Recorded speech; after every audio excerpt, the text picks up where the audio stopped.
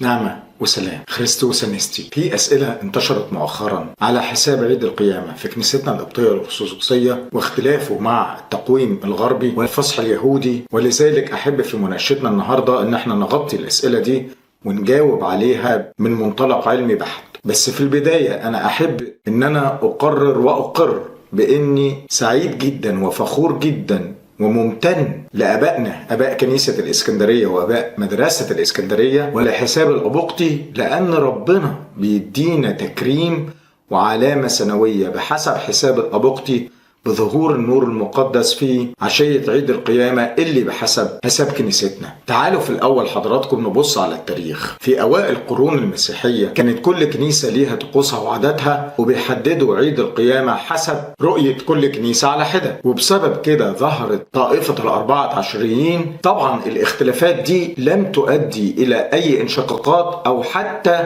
أي تأثير على المحبة المسيحية بين الكنائس، ولكن واحد من بطاركة روما لجأ إلى البابا ديمتريوس الكرام علشان يعمل حساب اللي هو بقى حساب الأبوقتي، وبرضه الكنايس ما اعتدتش بيه لحد القرن الرابع وقت مجمع نيقيا لما اتثبتت أسس وقوانين حساب عيد القيامة، وبرضه فضلت بعض الكنائس متعنتة في هذا الوقت وما أخدتش بحساب الأبوقتي. بس مش ده المهم بالنسبة لي هو إحنا نركز على مبادئ مهمة في أهداف ومغزى حساب الأبوقتي من الأساس. أهم نقطة اتوضع على أساسها حساب الأبوقتي هي إن احنا نلغي الاعتماد على التقويم اليهودي أو احتساب عيد الفصح اليهودي من الأساس، سواء اليهود اللي بيتبعوا طوائف وبيلجأوا لحساب فلكي أو سواء اليهود اللي بيلجأوا لحسابات رياضية. ده كله لغاه حساب الأبوقتي تماما. تاني نقطة هي إن حساب الأبوقتي كان من أهميته إنه يعيد سرد أحداث الكتاب المقدس، بمعنى إنه لو بصينا على الحساب نفسه هنلاقي إنه لازم شرط أساسي إن احنا نطلع خطوة احتساب ذبح الخروف حسابيا أو عقلانيا. برضو ملناش دعوة بكونه ملازم للبدر الفلكي أو 14 نيسان أو أي حاجة، دي أصبحت كلها تواريخ حسابية عقلانية. بقينا بذلك بنسترجع أحداث الكتاب المقدس والنبوات اللي كانت حتى بتتكلم على عملية الفداء وإن السيد المسيح صار فصحنا لأنه كان هو الحمل الذي بلا عيب اللي دخل أورشليم يوم 10 نيسان وتجهز علشان عملية الصلب زي ما احنا عارفين كل الأحداث. ولذلك مهم جدا شرط احتساب ذبح الخروف عقلانيا.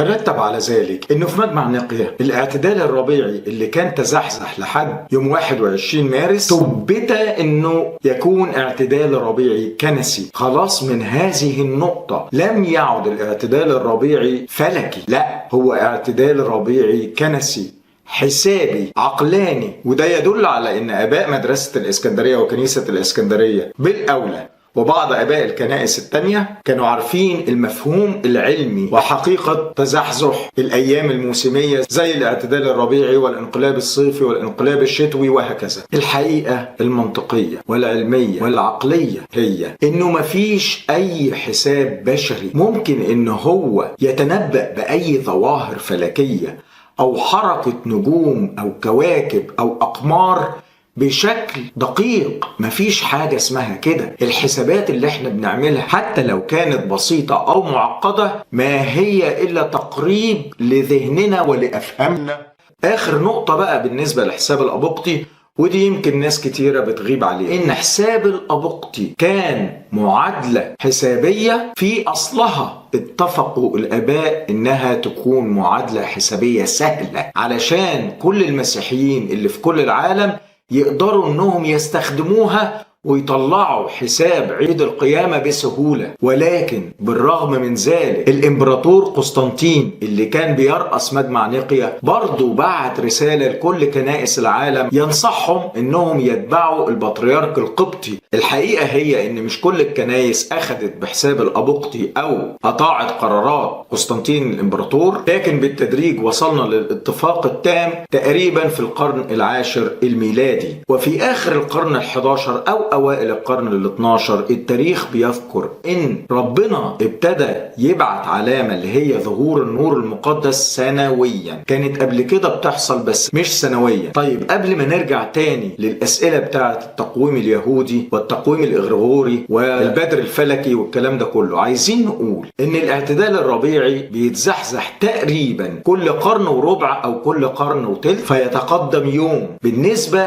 للتقويم الشمسي. هل ده يهمنا في اي شيء؟ ما يهمناش، لان ابائنا ثبتوا الاعتدال الربيعي ليكون اعتدال ربيعي كنسي وليس فلكي. في نقطة كمان، في دوران القمر حوالين الارض برضو يتقدم دوران القمر حوالين الارض يوم كل تقريبا 313 سنة ونص. برضو الفترات الزمنية دي مش لازم تكون انها منتظمة ابدا او انها تكون انعكاس لاي حساب ابدا ابدا. بالذات في موضوع حركة القمر هنلاقي انه بيختلف اختلاف تام من منطقة لمنطقة اخرى، زي ما عارفين بقى في الاديان التانية زي المسلمين والبوذيين وكده يعني، وعابدوا الكواكب يعني عندهم اعياد بتختلف حسب المكان اللي هم فيه، بالرغم من الاساس ان التقويم بتاعهم قمري مش حتى شمسي زي التقويم بتاعنا او استوائي زي التقويم الاغريغوري، المفروض اقول شبه استوائي. طيب من النقطتين دول نستنتج ايه؟ نستنتج انه عيد الفصح اليهودي عمره ما هيتاخر ويجي في نفس يوم عيد القيامه او بعد تحديد يوم عيد القيامه بحساب الابوقتي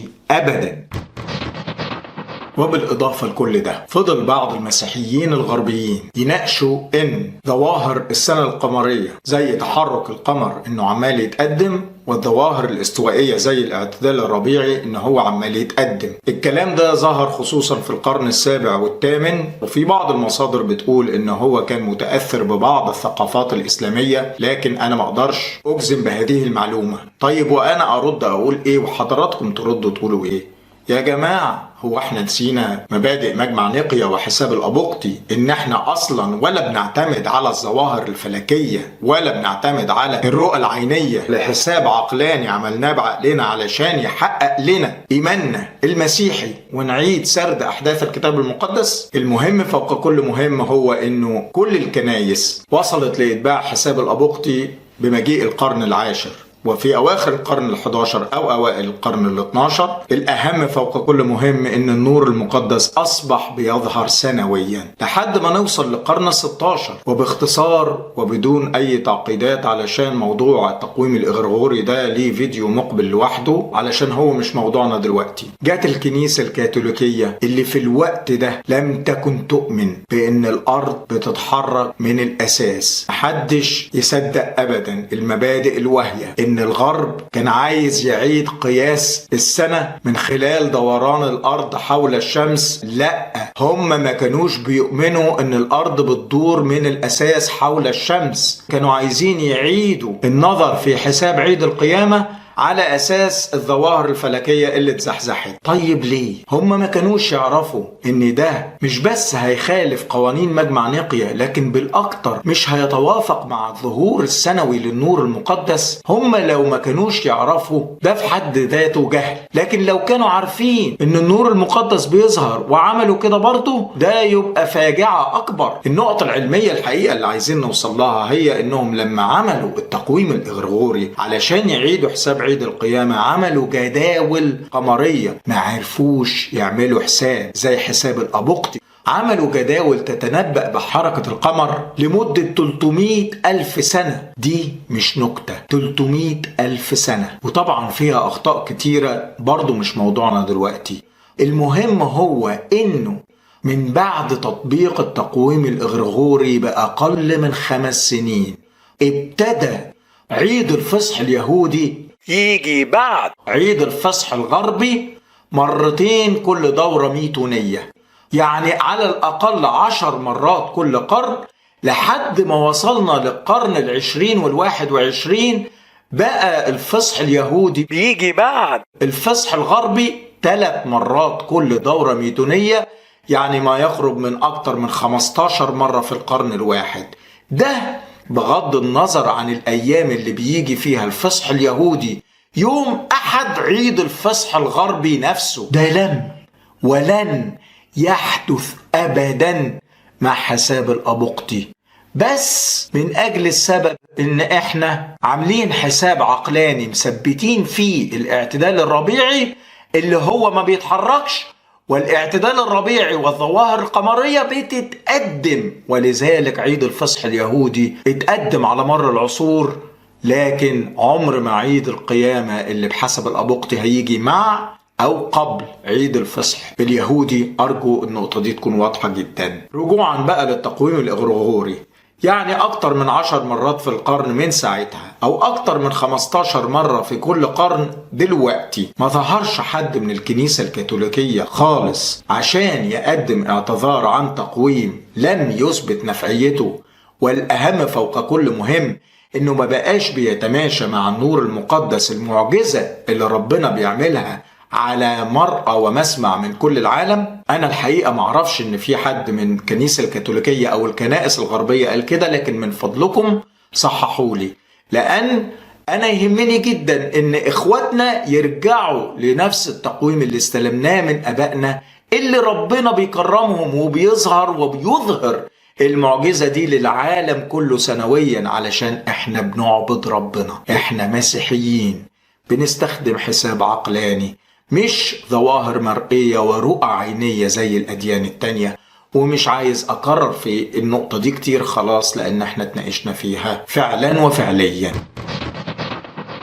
يبقى بعد المناقشة دي ومن قراءتنا للتاريخ وكل المصادر اللي بتشير ان اباء مجمع نقيا، وبالاخص الاباء الاقباط اللي بينتموا لمدرسة الاسكندرية وكنيسة الاسكندرية، بانهم كانوا عارفين تزحزح الظواهر الفلكية المختلفة، سواء الظواهر الموسمية او الظواهر اللي بتخص دورة القمر حوالين الارض. فلما يجوا اباء مجمع نقيا ويحطوا في القوانين انه يجب علينا ان نتحفظ باستقصاء علشان ما نعملش عيدين قيامة في نفس السنة اليهودية، بالرغم من زحزحة هذه الظواهر الفلكية، سواء بعد مجمع نقيا بقرن أو أقل أو أكتر من قرن أو قرنين أو أيا كانت الفترة. هل من المعقول ومن المنطقي إن احنا نتخيل إن آباء مجمع نقيا هيحطوا مسودة كبيرة ويقولوا بعد القرن الأول أو أيا كانت الفترة في السنة رقم كذا مثلا والسنة رقم كذا أيضا من كل 19 سنة في الدورة الميتونية هنغير الحساب ونعمله كذا، وبعد 300 سنة كمان أو 400 أو 100 نغير تاني في السنة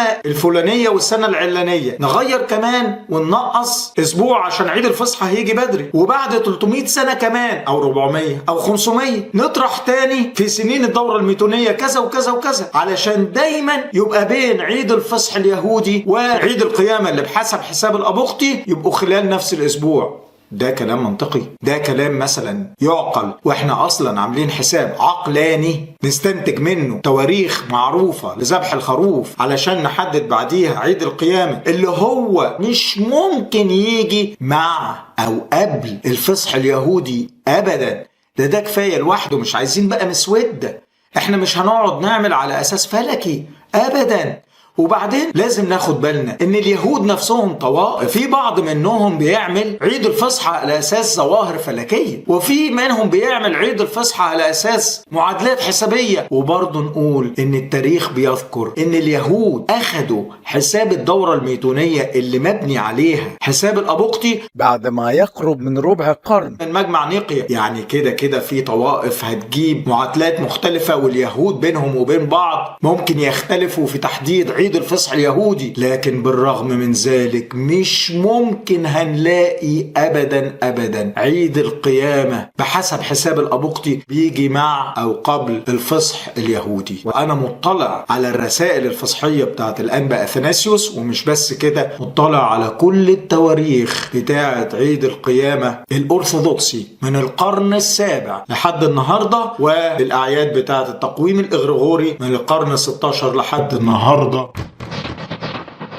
ببساطة برضو وبدون الدخول في تفاصيل كتيرة. ما هو لحد النهاردة برضو في أعياد قيامة أرثوذكسي نزالت بتتفق في التاريخ مع أعياد فصح غرب، بس العلاقة الحقيقة غير منتظمة وليس لها أي قوانين. ولكن يكفي إن احنا نعرف إن لو ذبح الخروف الحسابي يوم خميس أو جمعة أو سبت، وفي نفس هذه السنوات البدر الربيعي إنه بيقع يوم الأحد أو الاثنين أو الثلاث، غالبا هنلاقي توافق في التواريخ بتاعة عيد القيامة على مستوى التقويمين.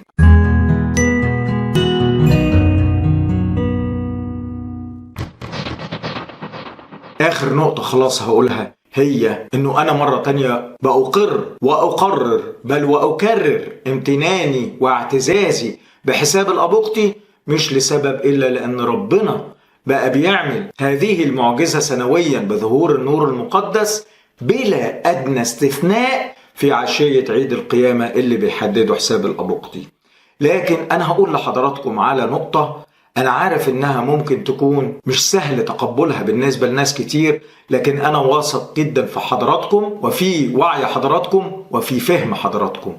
يعني إحنا إذا كان تفسيرات الكتاب المقدس نفسه والأناجيل الأربعة ليست متفقة في إمتى بالظبط حصل الصلب وإمتى حصل القيامة، أي بمعنى حصل إمتى بالنسبة لشهر نيسان العبري أو بالنسبة للظواهر الفلكية اللي هو البدر وهكذا وهكذا، وإلا كنا عرفنا أصلا السيد المسيح مات واتصلب وقام في أي سنة. احنا لحد دلوقتي ما نعرفش الكلام ده بالتحديد امتى حصل بالظبط، دي كلها اجتهادات. وطبعا اللي بيعقد الأمور أكتر هي إنه ما كانش فيه تقويم زي سنة 35 ميلادية مثلا أو سنة 520 ميلادية مثلا، ما كانش فيه الكلام ده ساعتها. فنيجي دلوقتي نقول أصل الفصح اليهودي كذا، وإحنا مالنا ومال الفصح اليهودي. أصل القمر كذا، طب وإحنا مالنا ومال القمر؟ طب ما إحنا لو كنا مالنا ومال القمر كنا عرفنا السيد المسيح أكل الفصح ولا لأ، واتصلب في اليوم الأول ولا قبله ولا بعده. يا جماعة ده إحنا بنعمل الحاجات دي علشان حسابات عقلية، لأني أحب إن أنا أوصل لابني ولأولادنا ولشبابنا إن إحنا اللي بنعمله ده بيحقق إيماننا بالكتاب المقدس وبأحداث الإنجيل بطريقة عقلانية.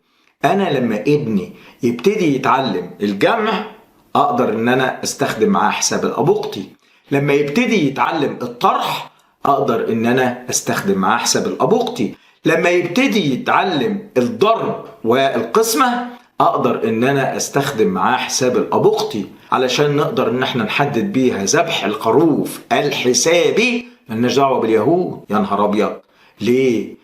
ده أنا بحب آبائي جدا وبكرمهم لأن ربنا بيكرمهم قبل أي حد تاني وقدام أعين كل الناس والشعوب اللي في العالم كله. يبقى أنا أقول لابني وأولادنا وشبابنا إيه؟ أقول لهم مش قادر ألتزم بمحبتي لربنا وبمعجزاته علشان يعني بحب أخويا.